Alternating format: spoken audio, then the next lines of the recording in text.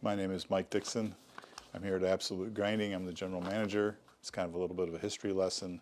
And so if you find this interesting, or you're working in the centerless grinding industry and you don't know where these machines came from or how this process came about, come along and watch the video.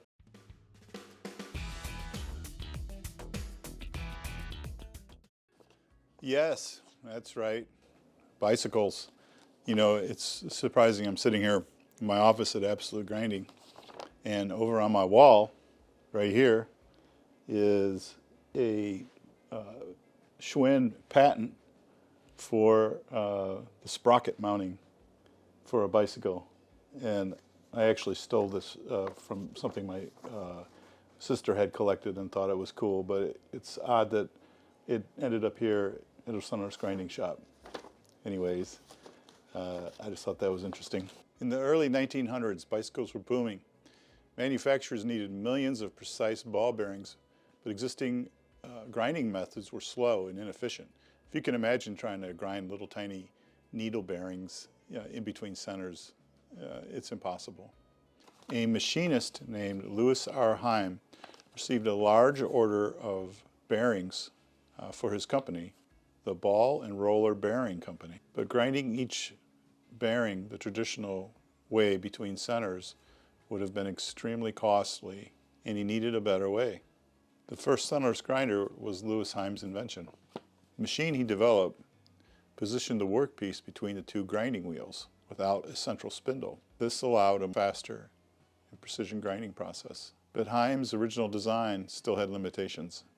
One of his employees, Jim Daly, took the design to the FC Stafford Company. There he suggested a critical improvement. Instead of having the grinding wheels running side by side next to each other, he turned them to face each other. This simple but powerful change became the modern centerless grinder. Sanford then introduced another major breakthrough. He tilted the regulating wheel a little bit, which allowed parts to be pulled along against the grinding wheel.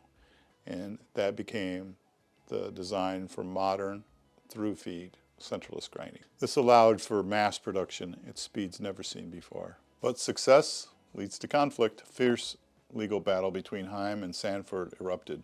Who truly invented the centerless grinder and centerless grinding? The case went all the way to the U.S. Supreme Court, and they ruled in favor of Sanford, granting him rights to continue to produce his unique centerless grinding machine. At first, manufacturers were skeptical of centerless grinding. In fact, you can see old prints where it says centerless grinding not allowed. But through changes and innovation in the process, it became one of the most accurate and widely used processes for manufacturing small round parts. It really took on a whole nother life after the introduction of the modern automobile. Skepticism faded as automotive manufacturing took off and centerless grinding became more accurate and widely used, making it the standard for mass production. It's a perfect example how one invention turned into a necessity, shaping the future of modern manufacturing. From bicycle bearings to space-age manufacturing, centerless grinding has stood the test of time. What started as one machinist solution to a practical problem became one of the standards for modern mass manufacturing. Thanks for watching. If you found this history interesting, be sure to like and subscribe. Also, if you need any help with centerless grinding, we're here at Absolute Grinding in Rockford, Illinois. And you can reach out to us and we'd be glad to take a look at your application and see if there's anything we can do to help. Thanks for watching.